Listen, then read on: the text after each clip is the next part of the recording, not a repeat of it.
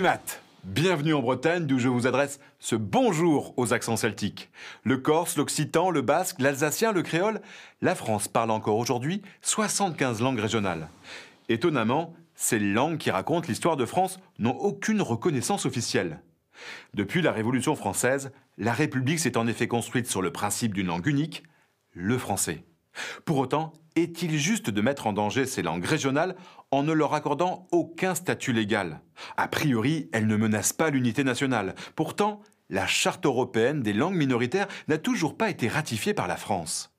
Nous avons rencontré Paul Molac, député du Morbihan, qui craint la disparition possible de ces langues, dont la sienne, le breton.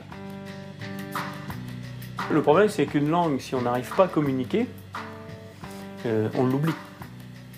Quand vous êtes dans un environnement qui est totalement francisant, vous avez tendance à ne plus utiliser la langue bretonne parce que vous n'en avez plus l'utilité. C'est un effort, en fait, c'est presque un acte militant aujourd'hui, tellement tout le reste est tellement français.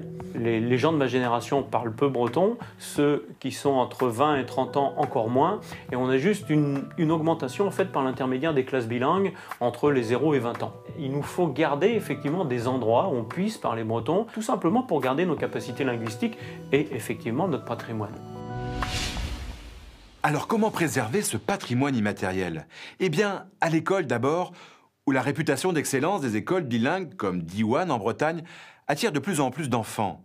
Cela passe aussi par une signalétique en 2 langues et la valorisation des cultures régionales.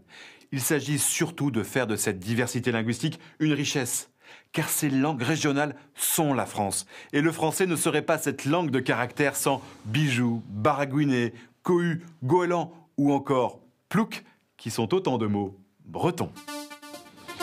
Allez, maintenant les événements majeurs à ne pas manquer, c'est l'agenda francophone.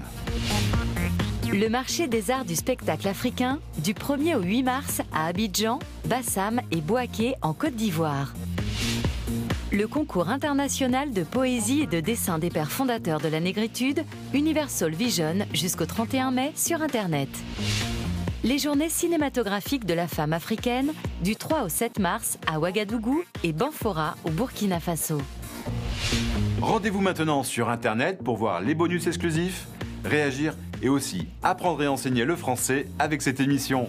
Prochaine destination, Villa Prudente, au Brésil. D'ici là, bonne semaine à tous sur la planète francophone.